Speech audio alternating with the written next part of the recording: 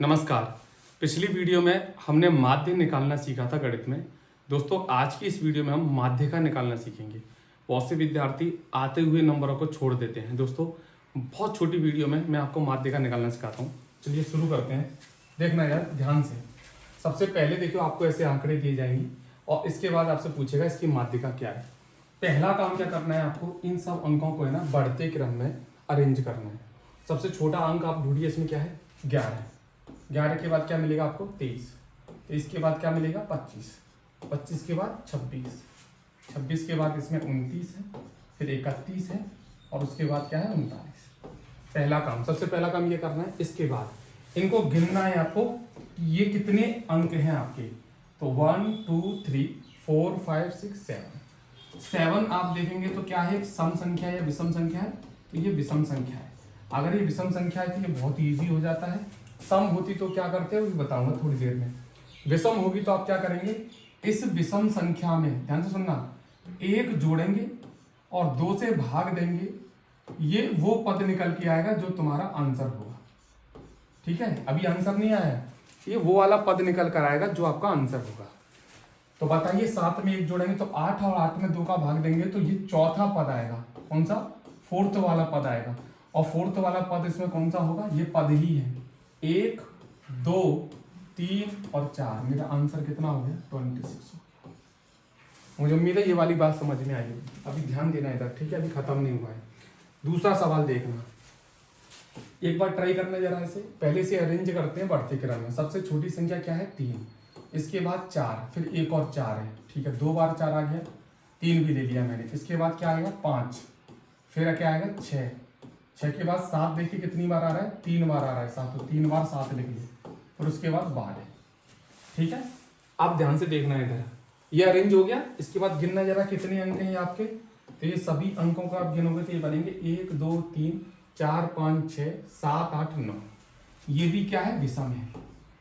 और विषम है क्योंकि 9 कौन सी संख्या होती है, विषम होती है। तो क्या करना है, 9 में 1 जोड़ना है, 2 से भाग देना है। ये आपका वो पद निकल कर आएगा जो मेरा आंसर होगा। ठीक है, क्या निकल कर आएगा, वो पद निकल कर आएगा जो मेरा आंसर होगा। तो 9 और 1 जोड़ेंगे 10, 10 में 2 का भाग देंगे तो कितना आएगा बताइए 5। तो 5वां पद मेरा आंसर होगा मेरे दोस्त। तो आंसर इसमें 5वां कौन सा है, 1 2 3 4 5। आंसर हो गया मेरा 6 मेरा आंसर। ठीक है, अब तक तो हमारी समझ में आ गई बात कि विषम अगर पद आए तो कैसे करते हैं, अगर सम आ जाए तो कैसे करेंगे। ध्यान देना है। सबसे पहले क्या करते हैं, अरेंज करते हैं। तो मेरे पास 2 तो 1 है, उसके बाद 2 है, उसके बाद 5 है, उसके बाद 8 है।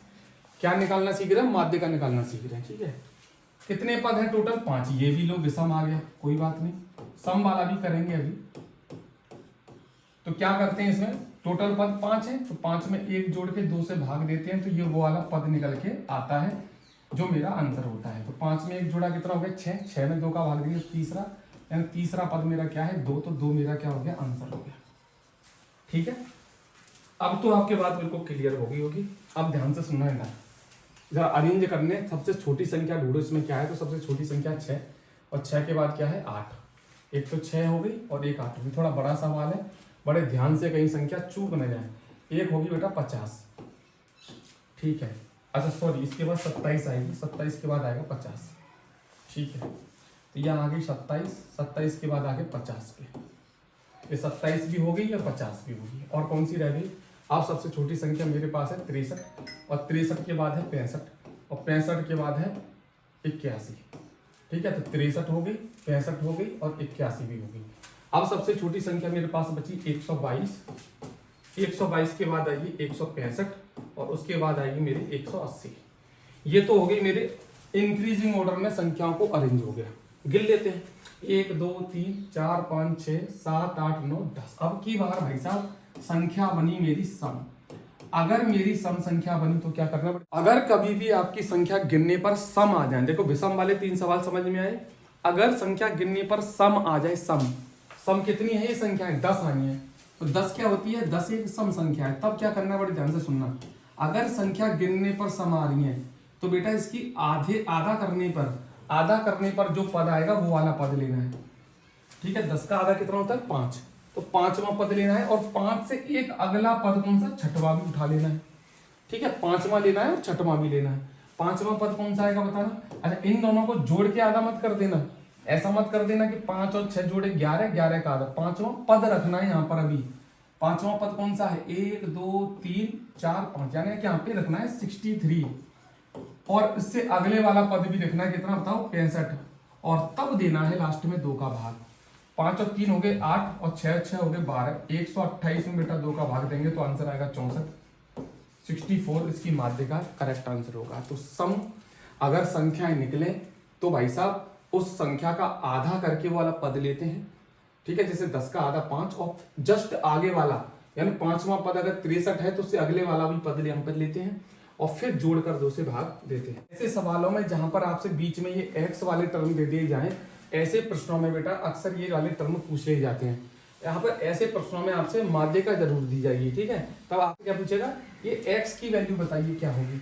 तो कैसे निकालेंगे, ध्यान से सुनना। पहले तो सबसे पहले अरेंज करेंगे, और ये ऑलरेडी पहले से अरेंज है।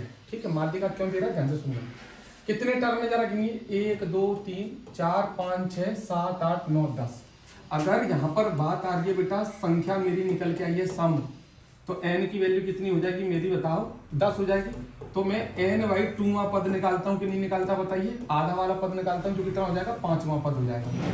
और जब संख्या सम होती है तो क्या करता हूं मैं, 5वां पद उठाता हूं, और जस्ट आगे वाला पद 5वां यानी 6वां पद भी ले लेता हूं, और इसका क्या कर देता हूं मैं, बाद में 2 का भाग दे देता हूं।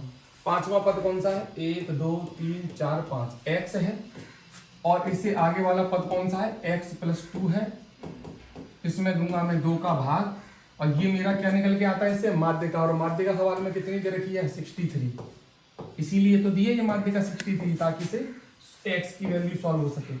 तो x और x जुड़ के कितना हो जाएगा, 2x, और 2 उधर जाके घट जाएगा, तो ये हो जाएगा मतलब 3 दूनी 6, 6 दूनी 12, 126, और 2 126 में घट जाएगा। क्यों घटेगा बताइए, इसलिए घटेगा क्योंकि x और x 2x हो जाएगा, और ये 2 घट जाएगा, तो ये बचेगा कितना, 124, और 124 का आधा कितना होता है, 2 से कटेगा तो 62, तो x की वैल्यू कितनी आ गई, 62। ऐसे प्रश्नों में यही पूछा जाएगा आपसे, x की वैल्यू निकालिए।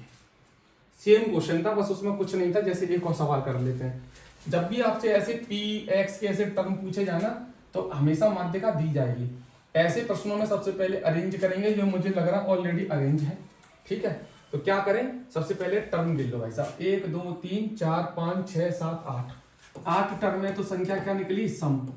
सम निकली तो क्या निकालते हैं इसमें, 8 का आधा यानी कितना, चौथा पद निकालेंगे, और 4 से आगे वाला कौन सा पद होता है, 5वां पद निकालेंगे। ठीक है, और इसमें क्या कर देंगे, बाद में 2 से भाग। चौथा पद कौन सा है, 1 2 3 4, यहाँ पर चौथा पद है 2p+3, और 5वां पद कौन सा है, 3p+2। ठीक है, इसमें 2 का भाग देना है, लेकिन ये फॉर्मूला होता है माध्यिका का, और माध्यिका मेरे सवाल में कितनी दे रखी है ऑलरेडी, 10। तो कैसे करेंगे, 2p और 3p हो गए कितने, 5p, 3 और 2 कितने हो गए, 5, और ये 10 दूनी कितने हो गए, 20। ये 20 उधर जाएंगे, 5 उधर घट जाएंगे, तो कितने बचेंगे, 15। 5 से 3 बार कट जाएगा, p का मान कितना आ जाएगा बताओ, p का मान आ जाएगा 3, और इस p के मान को मैं 3 यहाँ रख दूं, 3 तरह का 9 10 11, ये वाला टर्म आएगा 11 आपका, और ये वाला टर्म आपसे पूछेगा तो p का मान कितना आया, 3, 3 दूनी 6 7 8 9, ये वाला टर्म आ जाएगा कितना, 9। अब आपके बात बिल्कुल क्लियर समझ में आ गई होगी। अब तक हमने नॉर्मल जो संख्या सीरीज में दे रखी होती थी उसकी माध्यिका निकालना सीखा। अगर कोई टर्म x या p करके दे दिया जाए तो उसकी भी हम माध्यिका बड़ी आसानी से निकाल लेंगे। लेकिन एक टाइप और बचा है सारणी वाला। सारणी वाले सवाल आ जाएं तो बच्चे अक्सर ऐसे प्रश्नों को छोड़ के आ जाते हैं, पर फ्री के 2 नंबर है, क्यों छोड़ना है। चलिए अब सीख लेते हैं। सबसे पहले अंक लिखेंगे, ये पहली वाली सारणी, लेकिन ये ध्यान रखना बढ़ते क्रम में लिखेंगे, अरेंज करके लिखेंगे। तो सबसे छोटा अंक क्या है इसमें, 8। 8 के बाद क्या आ रहा है बताइए, 11। 11 के बाद क्या आ रहा है इसमें, 16। 16 के बाद इसमें आएगा 20। 11 8 16 20, उसके बाद आ गया 22 और 29। ठीक है, अब जो जो टर्म जिसके सामने तो वो लिख लो। जैसे 8 के सामने 11 था तो 11 लिख लेंगे, 11 के सामने 14 है तो 14 लिख लेंगे, 16 के सामने क्या है 9 9 लिख लेंगे, 20 के आगे 5 है, 22 के आगे कितना है 8 है, और 29 के आगे कितना है मेरा 3 है। ठीक है, ये वाली बात समझ में आ गई।